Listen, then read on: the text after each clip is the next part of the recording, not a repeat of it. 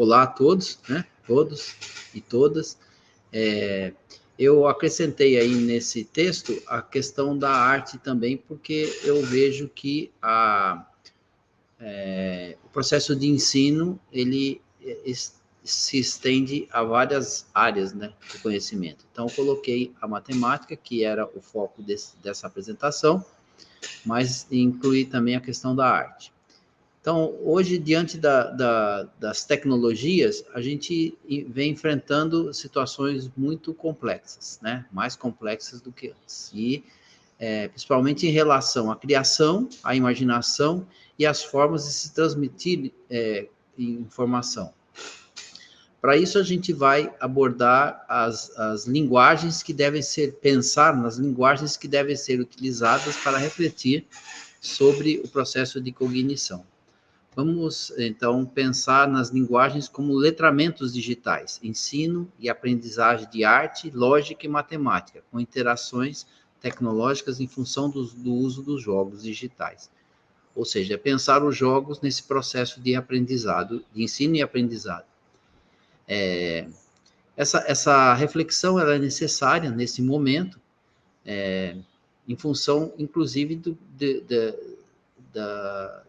do processo, né, que as crianças e os adolescentes estão vivendo, em função do intenso uso dos dispositivos eletrônicos para o aprendizado e a utilização desses dispositivos. Então, e aí as nossas referências metodológicas nessa apresentação são a teoria semiótica de Sir Sanders Peirce, que aborda a questão da cognição humana, as reflexões sobre a natureza humana na cultura e o conceito de imaginação, do Levi Vygotsky, e os estudos sobre a teoria do flow, do psicólogo Mihaly Csikszentmihalyi. Identificamos que essa interação das crianças e dos adolescentes com os jogos possibilita uma série de formas de ensino e aprendizagem. E, de fato, o objetivo dessa pesquisa que estamos realizando é analisar como as crianças e adolescentes aprendem os conceitos artísticos, lógicos e matemáticos quando utilizam os jogos. Vamos iniciar esse trabalho por uma rápida definição dos conceitos da teoria peirciana. Então, o conceito de primeiridade, que aborda a questão do acaso e a pura qualidade. A segundidade, a primeiridade, que corresponde ao acaso e à pura qualidade. A segundidade, que corresponde à ação e à reação. E os conflitos existentes diante das coisas do modo geral, essas classificação de Peirce, ela abrange todos os fenômenos que conhecemos. E a terceiridade, que é o processo de mediação desses fenômenos, que estabelece regras, leis e permite a interpretação desses fenômenos. Então, diante desse processo, que é o processo de semiose, que é a ação do signo, nós damos início à nossa cognição, que está baseada na percepção dos fenômenos, e estimulam nossa mente e vão estabelecer nossas subjetividades. Essa tricotomia, né, da teoria peirciana, ela direciona também os tipos de letramentos, que podem ser, por ela, ditos, né, baseados na sonoridade, visualidade e na escrita. E cada um corresponde a uma categoria dessa teoria, da teoria peirciana. Então, aí, voltando um pouco mais, na era da comunicação escrita, armazenávamos as narrativas filosóficas, religiosas, culturais, artísticas, por meio da escrita. Depois, com a invenção da fotografia e a reprodutibilidade técnica, passamos a identificar as imagens em nossa sociedade. E hoje verificamos que esses elementos todos hibridizados, né, predominam neles a produção visual. Temas videográficos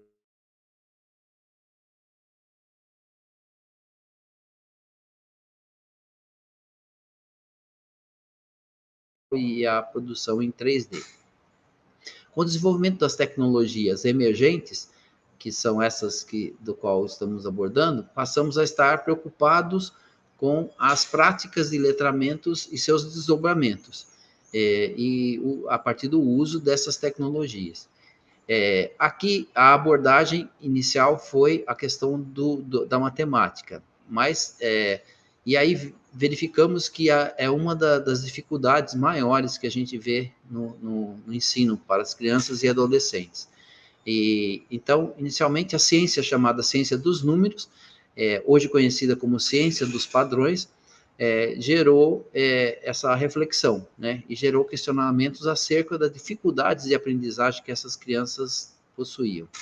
O Vygotsky, ele trata do conceito de aprendizado a partir do conceito de brincar, e argumenta que não existe um jogo sem regra, e que todos os jogos que produzem situações imaginárias estão baseados nas experiências de cada sujeito e na realidade em que ele vive. O Vygotsky ainda afirma que as crianças iniciam seu processo de criação e imaginação diante do ato de brincar. Isso ocorre por volta dos 2 anos de idade e se prolonga pela vida toda, né? Com graus de dificuldades diferentes. Aí, segundo Peirce e Vygotsky, as novas ideias acontecem por meio da imaginação. Por isso, acrescentar aí a ideia do imaginário, pensar no imaginário. O processo de geração de novas ideias está baseado na imaginação, e o fundamento de toda atividade criadora, e aí é que entra esse processo todo, está presente em todas as áreas do conhecimento. Por isso, incorporar a arte aqui também. A criação é fruto de nossas atividades diárias, e quando o homem imagina, combina, modifica e cria algo, ele está trabalhando nesse processo de criação. O Vygotsky ainda diz que há uma dependência mútua entre imaginação e experiência, pois elas se apoiam uma na outra, e remetendo a uma terceira forma de relação, que é a dependência emocional. Todo sentimento não se exprime somente de formas externas, mas também internamente na escolha de imagens, impressões e ideias, né?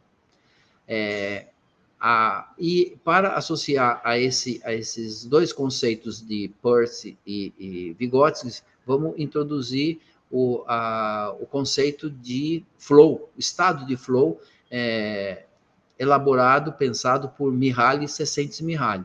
Essa teoria, ela lida com o conceito de atividade prazerosa, né? As atividades podem ser prazerosas, e é nesse momento que eu penso no aprendizado. E a teoria do flow permite transformar o processo cognitivo de forma radical, tornando-o mais efetivo e lúdico. E a teoria que tem origem no desejo de se compreender o quanto uma atividade pode ser motivadora por si só. Citando aí, lendo, né, citando o Csikszentmihalyi, o nosso nível de felicidade depende de como nossos filtros mentais interpretam experiências cotidianas.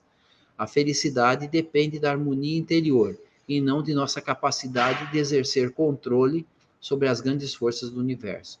Então, é onde a gente percebe que esse processo de aprendizado, ele tem muito a ver com esse estado de flow, ou estado de felicidade ao aprender algo. E acho que essa é uma das grandes dificuldades, principalmente na matemática, né?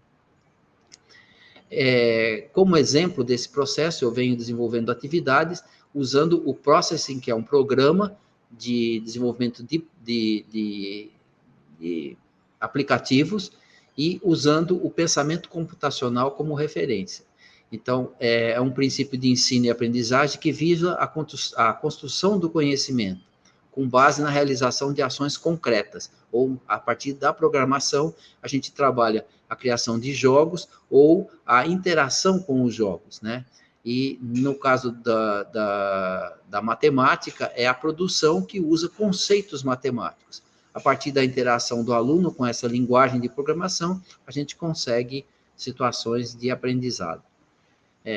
Ao desafiar o jogador no reconhecimento das regras, aí isso quando está jogando, no jogo em si, não na elaboração, estamos diante do que Vygotsky chamou de ZDP, que deveria ter explicação maior, mas basicamente é a zona de desenvolvimento proximal, que é onde se dá a cognição e o desenvolvimento humano.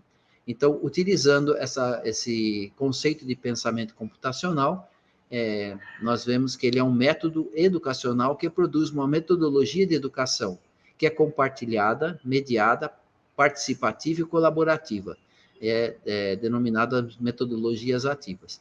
Tal metodologia favorece a interação e a discussão, o uso das tecnologias potencializando a aprendizagem. Apresenta desafios por serem enfrentados, provoca o pensamento crítico e criativo, permite a realização de trabalho em equipe, permite a resolução de problemas por meio de algoritmos, possibilitando a criação de interfaces midiáticas através desses programas, né, com finalidades específicas e permite implementar jogos e narrativas visando a produção do conhecimento. E aí, por fim, aqui, finalizando a apresentação, eu me apoio na teoria do Flow, que ele traz alguns parâmetros. Então, para realizar, a gente tem que ter objetivos e metas claras, permitir o feedback imediato, essa questão é importante, né, no jogo e nos resultados, no retorno sobre essa produção, permitir um equilíbrio entre a ação e a capacidade de realizá-la. Então, nesse caso aqui, se o jogo for muito difícil, ele não é estimulante, e o contrário também, se ele for muito fácil, ele também não é estimulante. Isso vai gerar uma concentração profunda, romper com o foco temporal, que é aquela ideia de a gente estar tão envolvido que esquece o tempo existente, né? O tempo passando, e, por fim, dar a sensação de controle sobre a atividade realizada, e abandonar a autoconsciência reflexiva. E isso é, de uma certa forma, paradoxal, né? Que perder o controle e, ao mesmo tempo, ter o controle, né? Essas atividades devem se tornar gratificantes. Então, era isso aí que eu tinha a falar. Eu agradeço a atenção de todos. Renato, parabéns. Blanco Barrera, Iconosfera Digital Resiliente e Conexões Expandidas en el Arte. Está aí já o Blanco?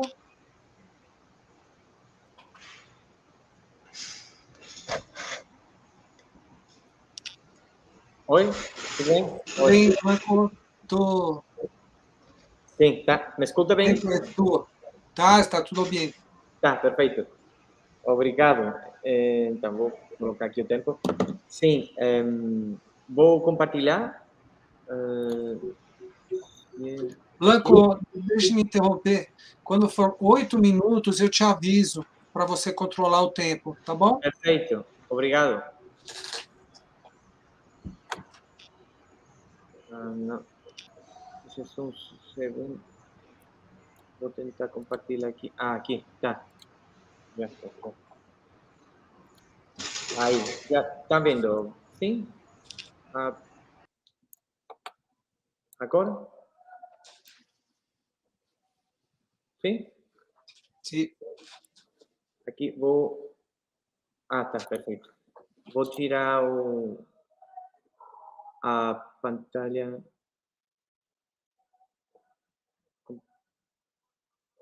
Agora, você vê tudo inteiro, é verdade? Sim. A apresentação, acho que em português, sim? Ou faz português, verdade? Tá bom. Muito obrigado à organização do encontro. Para mim é uma honra estar aqui hoje. Muito obrigado pelo convite e, enfim, pela citação.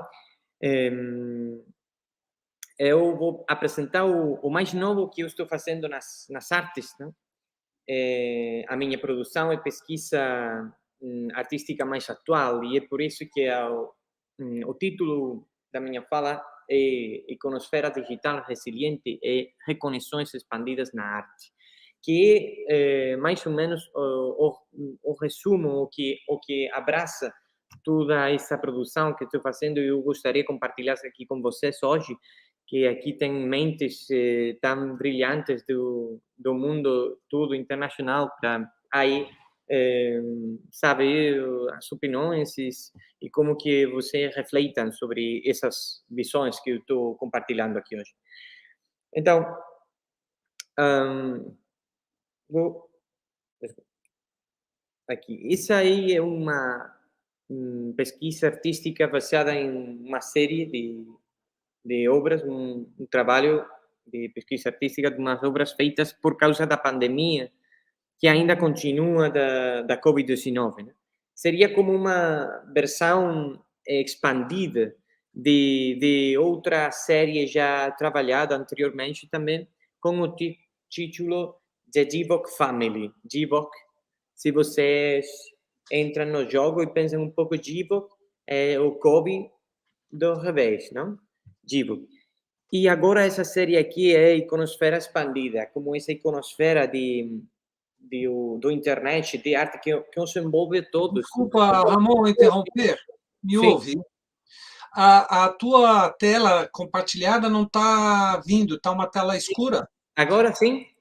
Não está funcionando. Você pode tentar novamente fazer esse compartilhamento? Sim. Está funcionando agora? Assim? Não. Não? Não, não está. Ah, tá. Obrigado. Opa, agora está. Agora tá. Ah, entendi. Pronto. Eu acho que Muito obrigado. Vou tentar fazer. Não, alguma coisa acontece e está preto de novo. Eu acho que quando você dá ou entra aí. Ah, obrigado pela desculpa. Vou tentar ir mais rápido agora, depois também. Vou fazer uma coisa aqui. Vou compartilhar a pantalla toda. Agora. Está vendo tudo de mim, não? Agora, Ainda não, vamos aguardar um pouquinho. Agora sim. Agora estamos vendo a sua tela toda. Sim. Agora vai funcionar, sim. Acho que agora vai. Melhor, sim? Então, aí... Desculpa. Agora, sim? Tá, agora. Sim. Agora, tá, obrigado. Tá ótimo. Então, é isso. Isso é o que estava falando aí, que essa série agora representa a iconosfera expandida, a iconosfera que nos envolve nas artes, não só nas artes, não, a iconosfera nos envolve na internet e toda a sociedade. E, enfim, é expandida porque dessa série faço essa mistura de obra com esse trabalho que estou compartilhando agora, do mundo digital. Vou começar uma série, vou tentar mostrar a série de 10 peças aqui. Então, esse trabalho, como eu falava aqui, como um jogo também com o espectador, essa pesquisa que fiz, é um trabalho artístico investigativo que aborda as questões sobre como a arte atual ou as práticas artísticas digitais como formas de conhecimento também podem contribuir para a reflexão dos problemas sociais.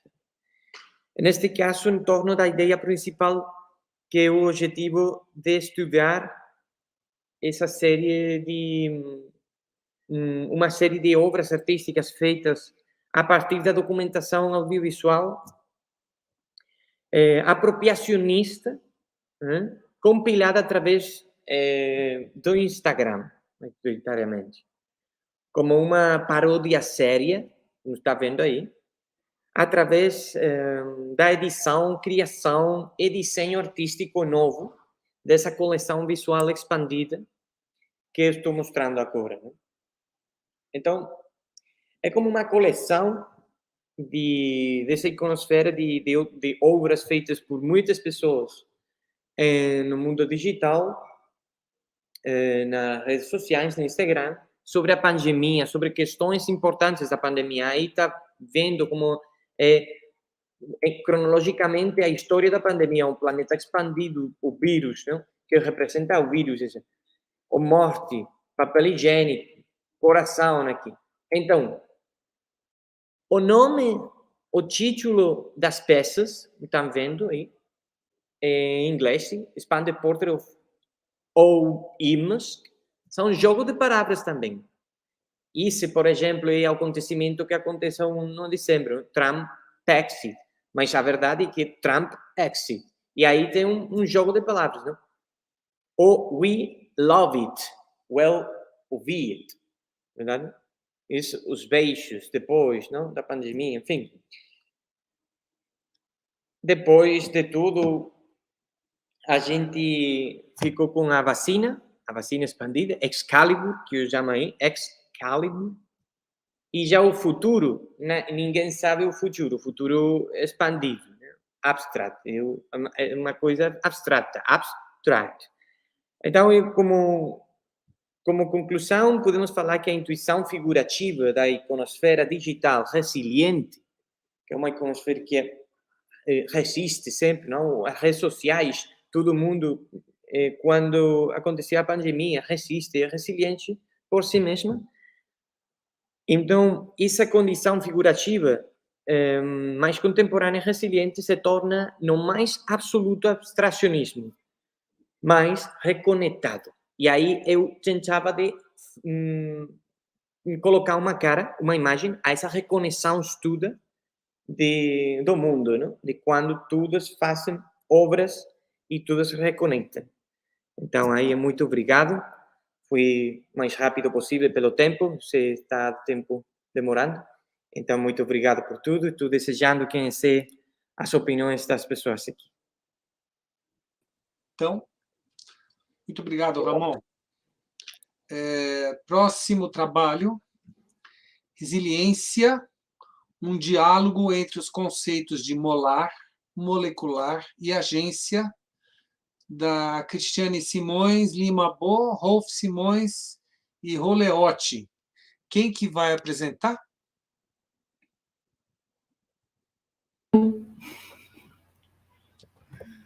Cristiane e Rolf. Então, meus amigos, bem-vindos.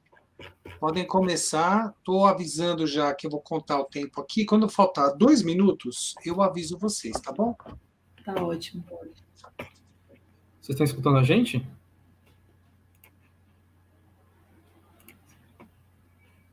Vocês estão escutando bem? Tá tudo ok? Alô? Ok. Tá. Compartilhar. Olá, pessoal. Meu nome é Cristiane. Eu sou o Rolf Simões. Nós vamos apresentar o trabalho que é Resiliência, um diálogo entre os conceitos de molar, molecular e agência.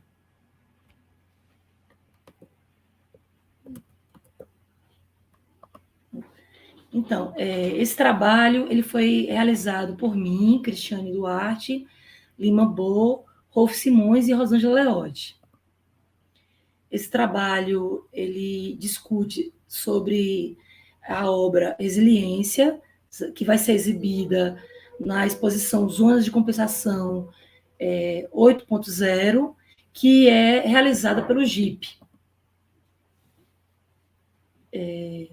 Refletimos sobre a poética da obra relacionada à ideia de resiliência com o conceito de massa-mola, que é um conceito que vem da física, e as discussões filosóficas de molar e molecular, do filósofo e os dois filósofos, Deleuze e Guattari, e de agência em Murray, né, sobre as relações de interatividade na obra digital.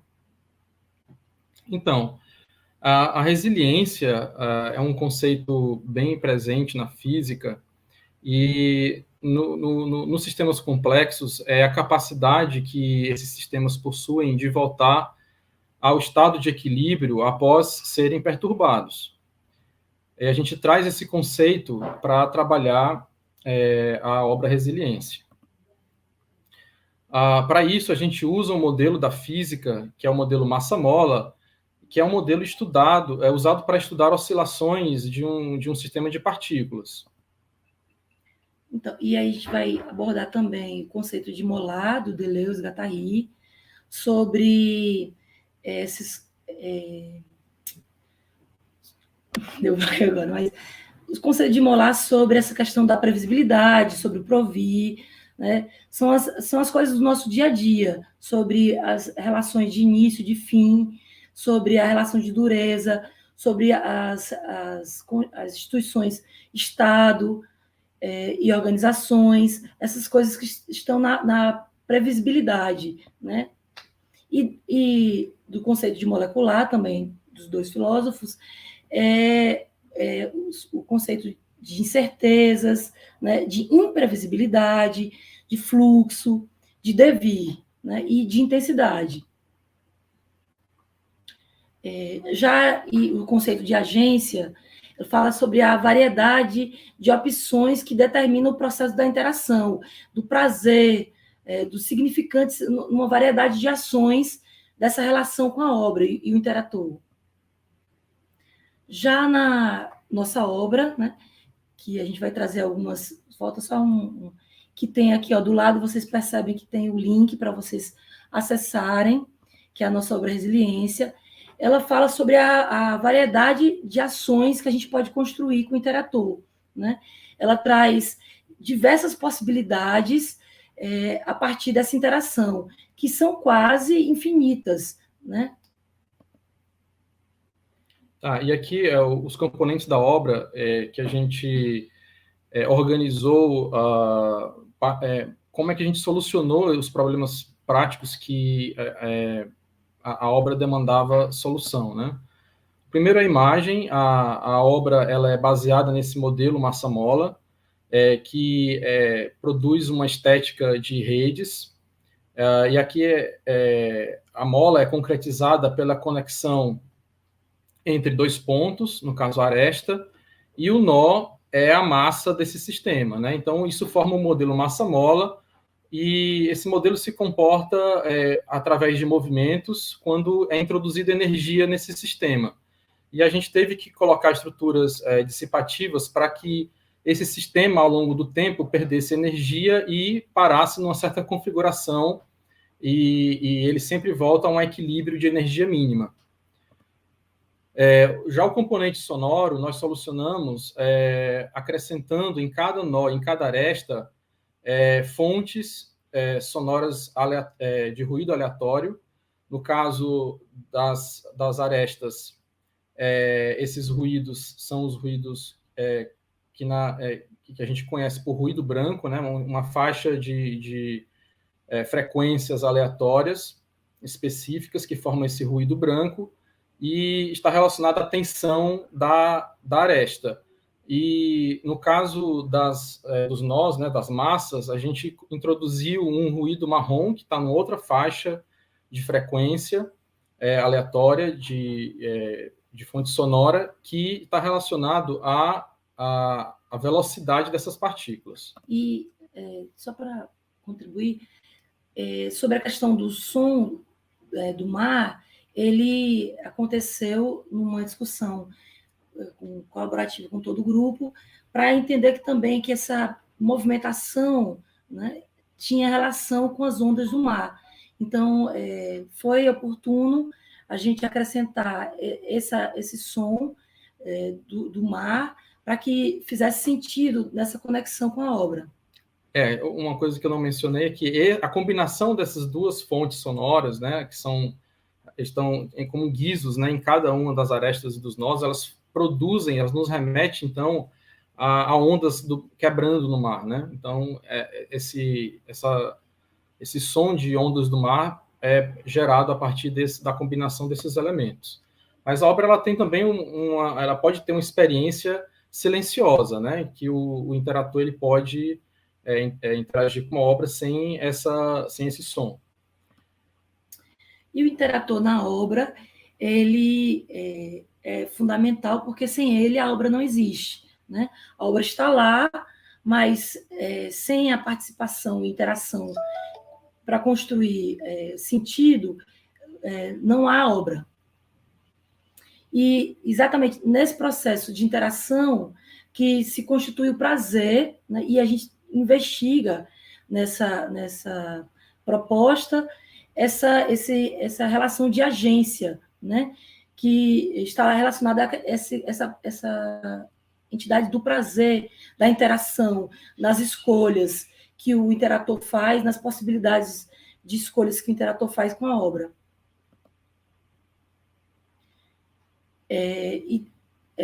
Desenvolvendo também essa própria questão da agência, tem essa relação com iniciar e ter a vontade de permanecer na obra, de apreciar, de querer mais, querer ficar.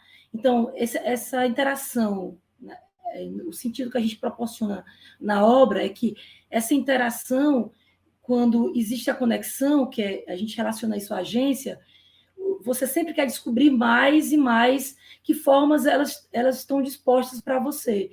Então, essa curiosidade de interagir está disposta nessa relação de agência. Então, e com essa relação tem um processo que é construído, que é único, que é a parceria entre a obra e o autor. Vocês têm 2 minutos. Que é a autoria procedural. Procedural. Né? Perdão. Que é essa autoria que só com o interator se constitui a obra. E a gente agradece.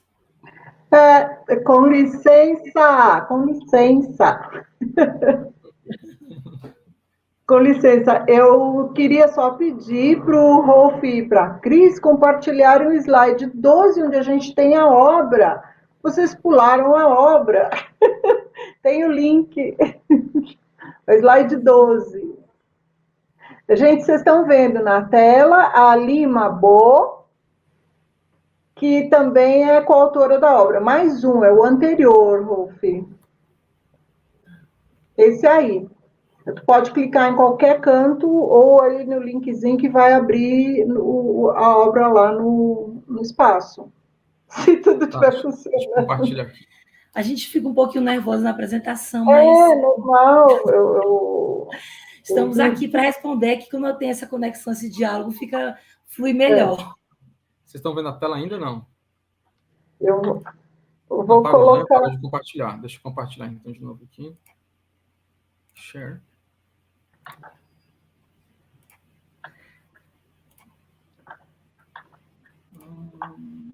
Aqui.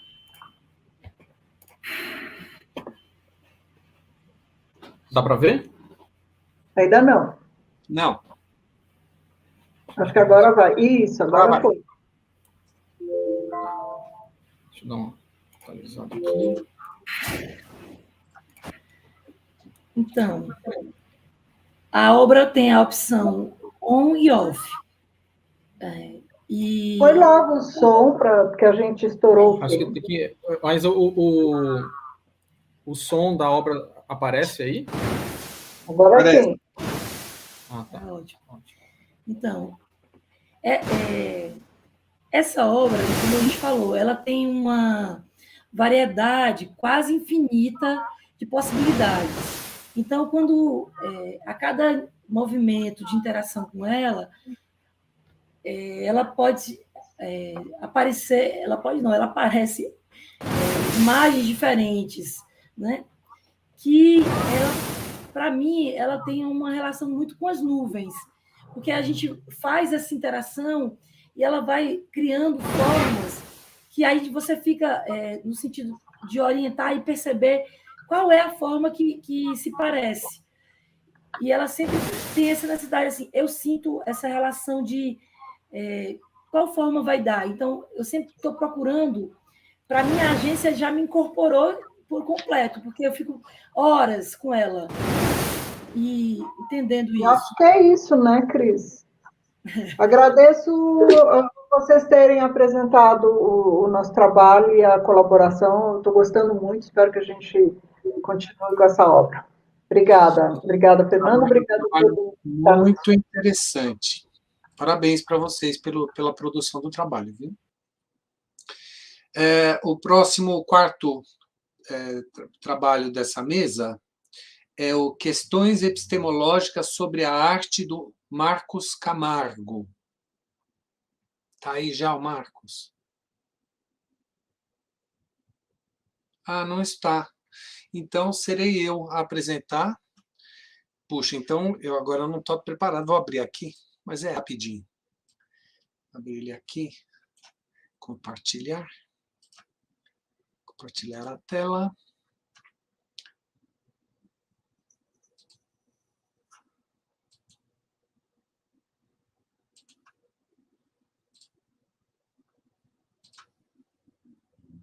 Compartilhei? Aí já, né? Pessoal,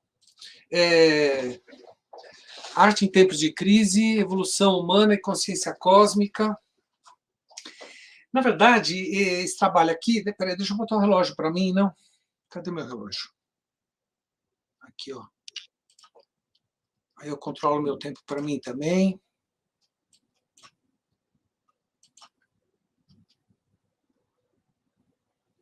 Alguém controla para mim, que eu estou com problemas para controlar o meu relógio aqui, pessoal.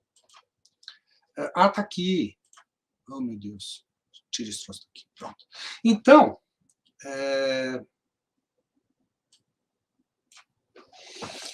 esse trabalho é um pouco o resultado de várias coisas que eu estou fazendo agora nesse semestre.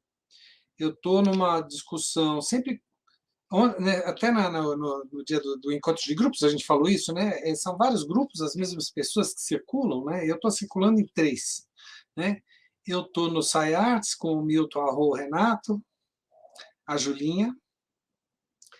Eu estou, não vou lembrar o nome de todos, eu estou no CAT, Milton, Fábio, Ive, vou esquecer o nome de alguém. Estou em vários, vai. E neles todos, né, eu tenho percebido uma discussão, e estou no SciArts, eu tenho uma discussão que envolve a crise, as questões ambientais, as questões sociais, o problema da energia, e eu comecei a ficar muito interessado em pensar qual é o que é que eu posso fazer enquanto pesquisador em arte, enquanto artista, o que é o meu papel, né, nesse processo. Então, resolvi fazer essa pergunta aqui, ó, que ela está aqui, ó. Agora, a tela está bem pequenininha, eu não vou conseguir aumentar muito, eu vou comentar, depois vocês vão ter acesso ao texto, quem quiser esses slides aqui, é só me pedir. Eu pergunto a seguinte questão: considerando o cenário crítico que a humanidade enfrenta, qual o papel da arte no seu enfrentamento? Bom, e aí eu vou falar um pouco a partir da pesquisa em arte e tecnologia, SciArts, arte e ciência, né? O CAT, que é arte, ciência, arte e tecnologia. Então, é sempre esse contexto. Então, claro que eu estou aqui fazendo um monte de elucubrações, né? Não estou fazendo ciência, estou em diálogo com a ciência, num diálogo criativo, especulando, muitas vezes junto com cientistas, que hoje a gente vive um período de grande especulação em muitos campos, até pretendo falar um pouquinho disso agora. Então eu pensei, bom, arte, tecnologia e intuição, né? Bom, intuição, vou falar bastante daqui a pouco. Vou seguir a ordem aqui. A minha questão é centrada na experiência estética, né? A fala do Shanken anterior fala muito disso, né? O quanto essa experiência pode ser transformadora, e eu vou tentar escrever alguns artigos, desenvolver ao longo, passo com os trabalhos, textos que me ajudem a construir uma espécie de reflexão sobre esses trabalhos que a gente tem produzido ao longo dos anos, né? Pensando a estética, né? A estética do ponto de vista, não é uma estética que se relaciona com a arte, mas com um processo cognitivo importante que permite a gente construir relações com o mundo, a linguagem, né? Num outro momento, como é que essas experiências, de alguma maneira, nos levam à expansão da consciência e do conhecimento. Então, eu estou pondo aqui vários artigos, vários autores, que eu vou trazer no texto depois lá no final. Como é que essa consciência evolui? né?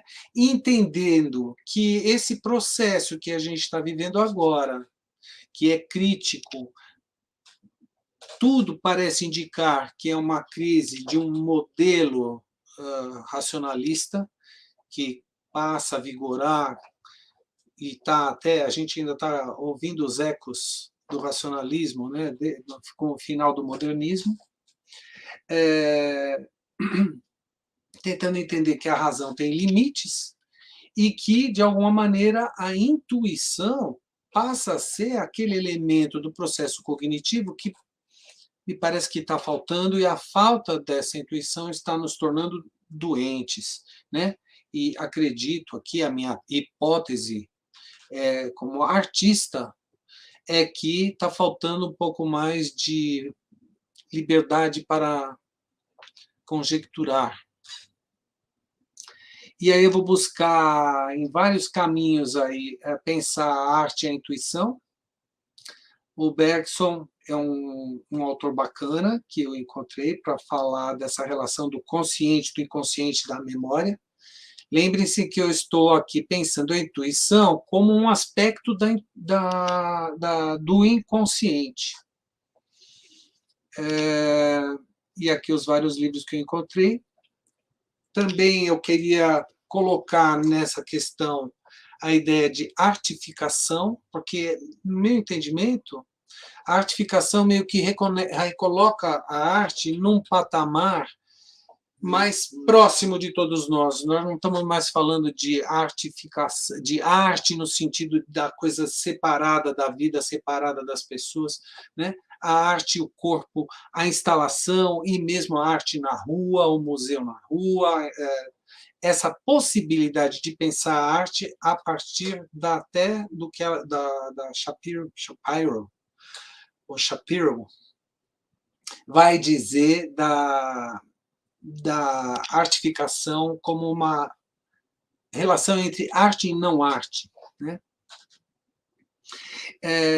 Eu peguei um texto da Denise Ferreira da Silva, quando ela me faz perceber que ativismo na arte, que a gente tem visto bastante, faz todo sentido, né? Você começa a pensar a arte a partir da reflexão dos problemas, das questões, das vicissitudes, das relações que a gente mantém com o ambiente, das questões sociais, as questões da economia, né? Eu tenho um slide aqui onde eu fico falando das várias maneiras em que vários autores veem o modelo capitalista no cerne desse dessa tremenda crise que a gente está vivendo, né? O capitaloceno. E depois, eu acho muito interessante colocar que a questão da especulação e do uso da intuição, ela não é só da prática da arte, mas ela está se tornando da prática de muitas outras áreas, né? Nas ciências, né? Principalmente, a gente tem visto alguns artigos, né? No próprio design, quando você tem já uma linha de pesquisa no design especulativo, e aí eu faço algumas questões, né? Se existe a demanda para considerar a intuição como uma... Intuição, desculpa, eu escrevi errado aqui. A intuição é uma demanda? Né? No meu ponto de vista, a gente está precisando de mais intuição, sem abandonar a razão, mas nós precisamos trazer de volta aquilo que o racionalismo abandonou e que veio a duras penas ao longo do século XX recuperando com Freud, né? O Renato estava falando agora do flow, né? O flow é uma tentativa de lidar com essa competência que o inconsciente nos dá através de estados alterados de consciência. Eu fui atrás de discutir essa questão da hiperfrontalidade e hipofrontalidade como caminhos da apreciação artística, o flow, né? Como é que isso funciona do ponto de vista neurocognitivo. né? E como essas experiências podem ser impactantes no sentido da gente construir uma relação, que o Shanken falou logo no começo, a ideia de enxergar o outro, de perceber o outro. Quando o córtex pré-frontal diminui a atividade, e o temporal também, então você perde a noção de tempo e você ganha a noção da alteridade, você se sente conectado, né? Então, esse excesso de individualismo, né, que eu acho que é uma das doenças do contemporâneo, tem cura, e eu gostei disso na fala do Shanken, com as práticas artísticas. Nesse sentido, eu vejo os artistas como xamãs, né? Então, eu faço algumas perguntas, né? Será que na literatura, né, a ficção, né, a capacidade de imaginar futuros possíveis, né? Na poesia, o William Burroughs traz aqueles experimentos. Eu achei um artigo super interessante, um artigo não, uma tese de doutorado, dessa Joanna Harrop, de Londres, que faz uma discussão muito bacana. Acabou meu tempo, né? Então, só mais um tempinho, só alguns segundos para terminar. Que ela vai falar dessa questão transcendental da prática artística proposta pelo Burroughs com a Kutoff, né, das palavras, a mistura, e como é que você pode produzir estados alterados de consciência na poesia, né? Considerar tecnologias emergentes, tipo realidade virtual, realidade aumentada, que a gente viu aqui. Como é que os estudos da mente, da filosofia e na ciência podem ajudar a gente, né? Eu olhei aqui a história, as possibilidades de muita gente séria que estuda panpsiquismo, que é uma escolha minha. Eu sei que é um leque grande aí nessa discussão sobre a consciência, mas eu acho o panpsiquismo mais interessante porque ele chega muito próximo de tudo que eu falei aqui, né? A ideia de que você está num contexto integrado, em que você faz parte de alguma coisa. Parece o panpsiquismo, né? Algo que atualmente capta, né? Outras formas de inteligência, como a dos mushroom, como é que é mushroom? E da história do povo professor, aquele documentário que ganhou um prêmio, Oscar, né? Cogumelos, né?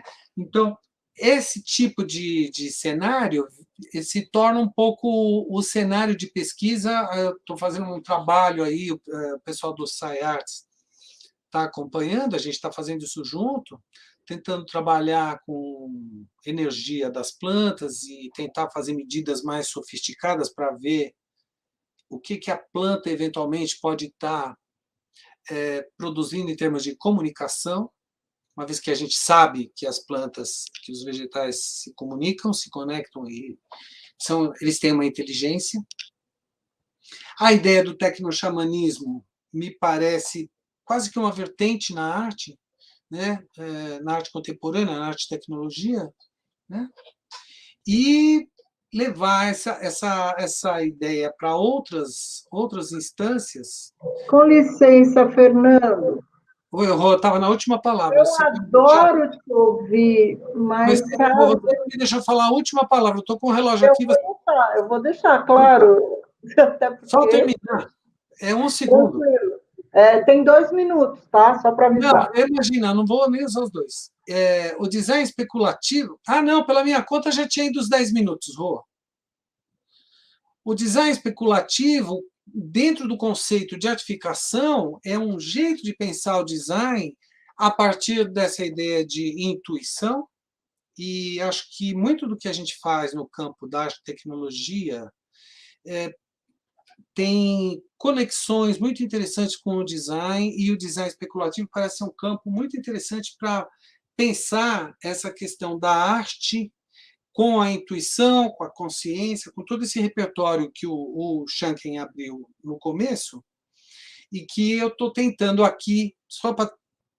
A pergunta que eu ia fazer para o Shanken é: como é que alguém que não conhece a cultura dos povos indígenas pode tomar contato com essa realidade transcendente E aí eu fico pensando como que a arte e tecnologia pode fazer isso a partir do horizonte cultural do Ocidente, do Ocidente eurocêntrico, ou porque acho muito perigoso tentar trazer a cultura indígena de uma maneira que ninguém não vai entender e a gente vai produzir mais malefícios do que benefícios para a cultura indígena. Então, como proteger essa cultura dessa cultura voraz ocidental, capitalista, e que pode, de alguma maneira, a gente pode colocar alguns pontos ali de subversão dessa tendência voraz de consumo dessa cultura, protegendo a cultura tradicional, mas de alguma maneira fazer alguma tradução, permitindo que aos poucos a gente vá entendendo a profundidade que aquela cultura tem para oferecer, sem o risco de contaminá-la e acabar por desvirtuar essa sabedoria. Era isso que eu queria falar. Muito obrigado.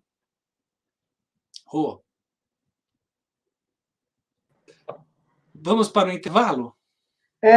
A gente tem o tempo das perguntas agora, Fê. Verdade, verdade. Então, vamos lá. Temos perguntas?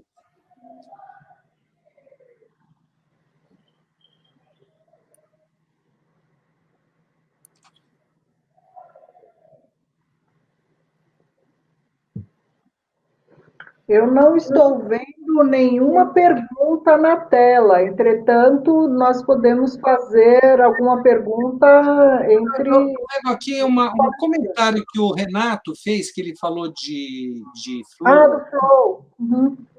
Ó, essa conexão, olha lá. Essa conexão é fundamental quando relacionada à teoria do flow. Renato, você quer explorar um pouco o seu comentário? Renato saiu da sala, eu acho. Ele está perguntando pelo YouTube, eu acho que ele saiu da sala.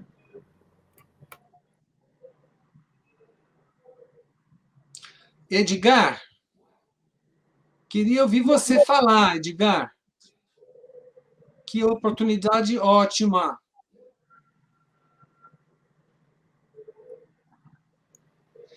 Miguel, eu tenho a impressão que o flow não é uma questão de tempo, porque você perde a noção de tempo. Os córtex temporais, eles perdem um pouco a atividade, então o tempo não é uma questão. Eu tenho a impressão que a gente vai para uma questão de presentidade. Mas cadê o Edgar? A gente chamando o povo aqui para... Eu só explicando, com licença, a Lauren está perguntando se não tinha mais uma apresentação. Tinha, não mas veio, a pessoa não pôde. Ela não conseguiu entrar. É o Marcos Camargo, é um filósofo, membro do GIP. Ele não conseguiu entrar e eu peço desculpas. Miguel perguntou como sincronizamos aqui, ó. Não estou conseguindo selecionar. Como sincronizamos com o jogo? Mas, Miguel, eu acho que assim, quando você está jogando, você não olha no relógio, é disso que eu estou falando. Essa percepção da passagem do tempo desaparece. Você está sincronizado naquela atividade, num estado de flow, em que o tempo não é uma variável relevante para você. É relevante para o designer, que projeta o game. Mas o designer sabe que ele vai estar produzindo esse tipo de experiência, né? Que é a experiência do flow. Não sei se... Eu acho também que a questão do flow, ela está ligada diretamente com o aspecto de agenciamento, né?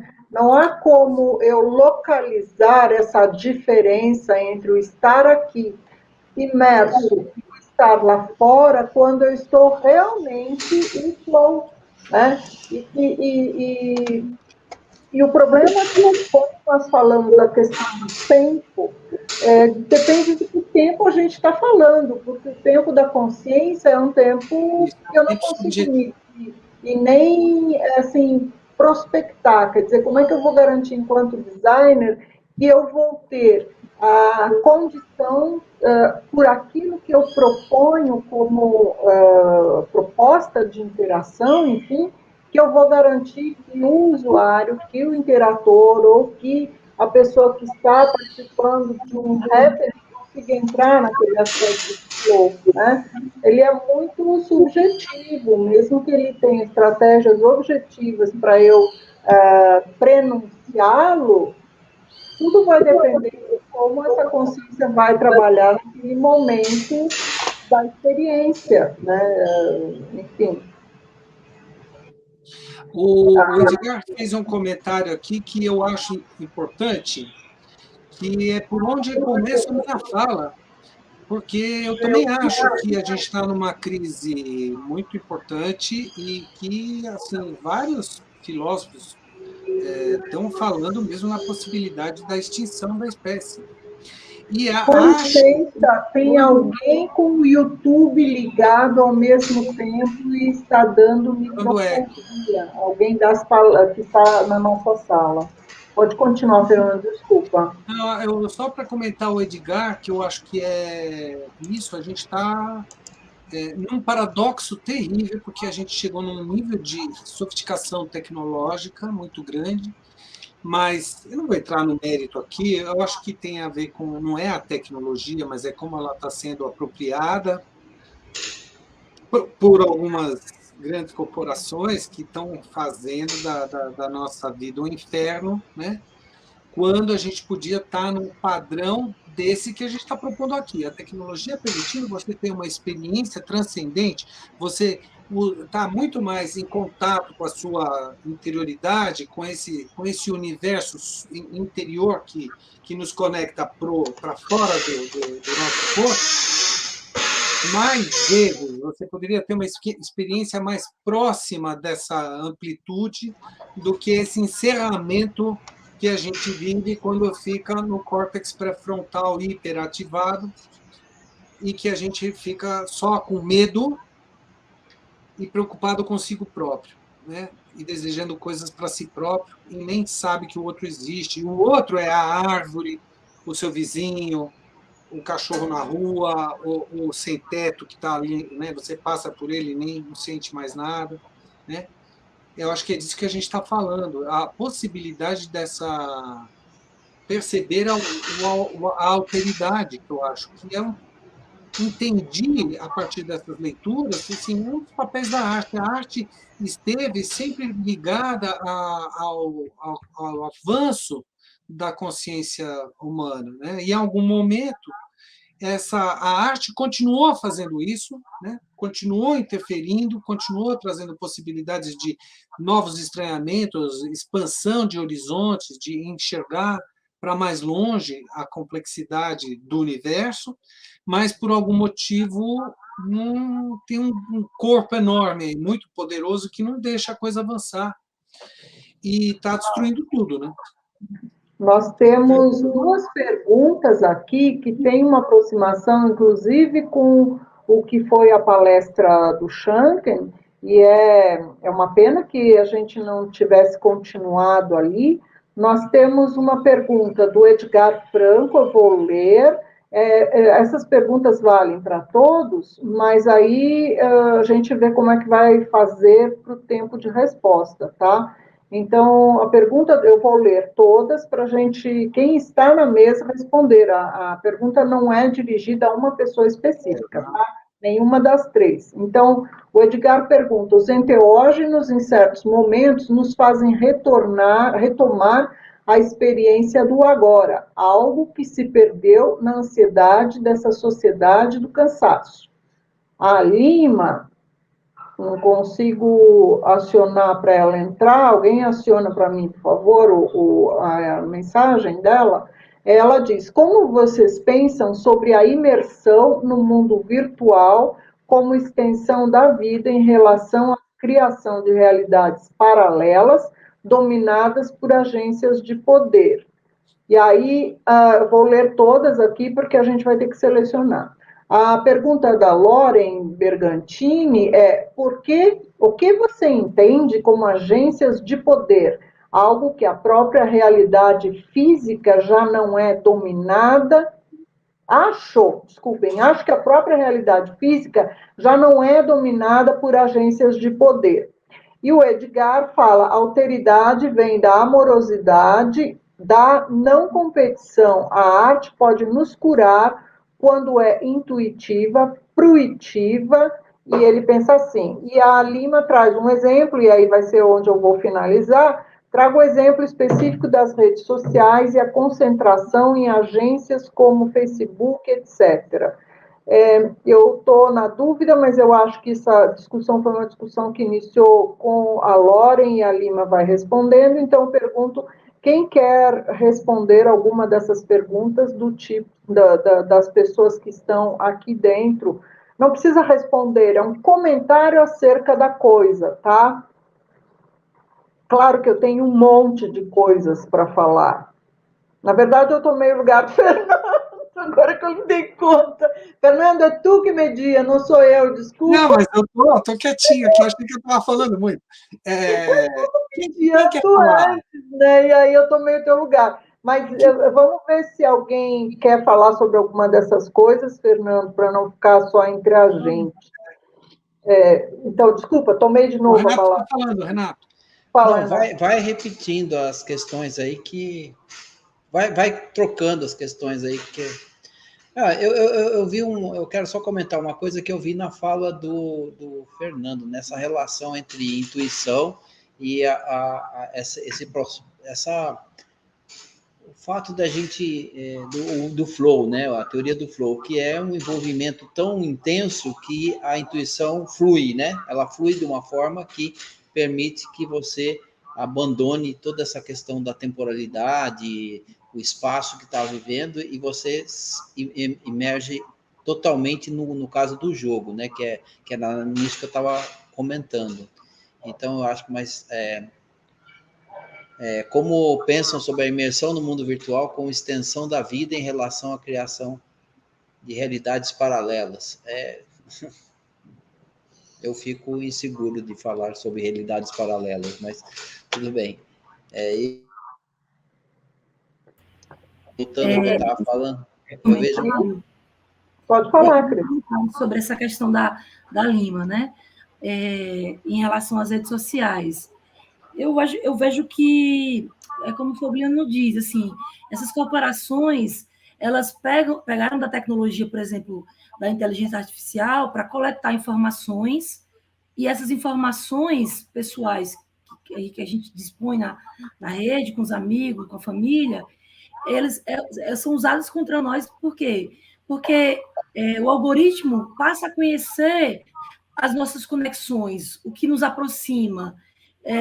Então, nessas conexões que constrói um elo de ligação para que a gente mandem produtos, e essa dependência não é só para eles mandarem, mas é nossa também, porque a gente sente que na rede aquele espaço lhe é familiar, né?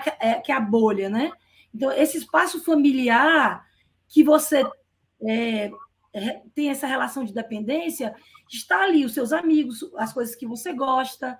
Então, lhe dá prazer estar ali. Então, mas foi algo inconsciente que a gente foi dando para as corporações as informações, e eles, como a Murray fala, eles conhecem a nossa narrativa. A narrativa nos empolga, e para permanecermos conectados horas no Instagram, no Facebook. E essa que é uma relação de agência também, porque eles têm toda essa narrativa da nossa vida. Então, essa narrativa nos aproxima. É assim que eu compreendo essa conexão. Mais alguém? Se eu puder comentar... Eu não sei, acho que o Ramon começou a falar e perdeu. Ramon, vai. Sim, não... sim, tá. Sim. Não, eu acho muito interessante tudo isso acho a pergunta mesmo como uma reflexão, uma pergunta quase sem resposta, né? Uma pergunta retórica, que aí pode ser muita coisa. Aí lembrou para mim, eu lembrei também, não só porque aí a pergunta falava de uma extensão, mas não de uma substituição, né? que é interessante. E às vezes já não é uma extensão, mas uma substituição da vida mesma, da vida corpórea, que volta a ser já quase toda digital, virtual, de redes sociais. Né? E o outro dia, com uma colega, falava do seguinte, é uma reflexão também. E o que vai ser primeiro? O que vai ser primeiro? A extinção da espécie humana ou a extinção do planeta? Porque aqui tem também e aqui podemos falar de outras questões, por exemplo, de a conversão com a inteligência artificial, por exemplo, do corpóreo ao virtual, ao elétrico, ao cyborg, que vai ser transmutado em eletricidade. Então, aí a gente pode pensar em viajar a outros planetas, aí já temos a questão de esquecer a preocupação pelo corpo, a preocupação também pelo planeta. Não sei, é interessante, acho que vamos falar mais, não? É só isso que queria compartilhar. Temos tempinho? Fernando, Ó, Fernando ia eu falar. estava lendo essa Fernando, fala a de gente Didar. com licença, Fernando, aí depois da fala do Fernando a gente encerra, né? Porque nós temos uns 15 minutos. Agora, aí eu passo a bola toda para ti, Fernando. Eu não vou abrir a boca, porque senão eu não fecho mais. Também não, você sabe, né? Então, olha, o Edgar escreveu um negócio que eu adorei, assim, a alteridade vem da amorosidade, não da competição. A arte pode nos curar quando é intuitiva, fruitiva. Penso assim, eu também. Eu acho que uma coisa que é bem paradoxal é que eu posso usar a estética para convencer você de coisas que não são éticas, que só interessam para mim. O sobrinho do Freud, o Edouard Bernet, lá no início do século, começou a virar essa roda. E de lá para cá, a gente percebe o quanto que a experiência estética ela nos constrói um nível de realidade. Acontece que, se esse discurso de convencimento for do tipo como está agora, como a gente está vivendo agora, com essa polarização e com essa concentração de dinheiro que é tão grave quanto a miséria absoluta, essa riqueza absoluta que a gente tem no planeta hoje, esse discurso que a gente tem tão lindo como a gente está vendo eu acho que é indo um pouco na direção do que o Milton está falando.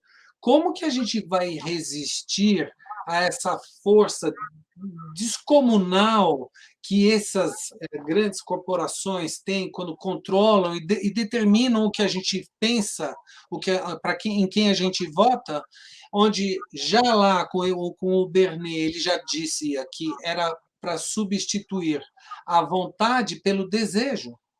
Então você passa a viver de desejos que muitas vezes nem são mais seus. Isso dentro de todo. Quem vai estudar a teoria da comunicação vai perceber lá a teoria hipodérmica, a atomização do indivíduo. Como é que eu faço isso?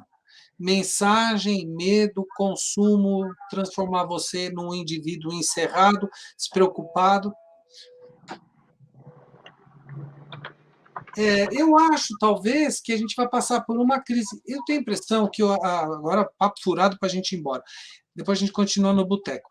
A gente já tem que ir embora. Eu sei, a gente vai passar por uma crise econômica seríssima. E isso vai ser o grande problema, que vai ter que reorganizar tudo a partir de uma grande crise econômica, porque esse sistema, e eu não estou falando de capitalismo, não tem nenhuma questão ideológica aqui, eu estou lendo um monte de economista, um monte de especialista, filósofos dizendo que, do jeito que está, não dá para ficar, e acontece que ninguém quer abrir mão do seu egoísmo. Então, vamos ver onde isso vai bater. Mas nós temos um capital humano gigantesco, um monte de gente e repertório cultural para viver num planeta melhor.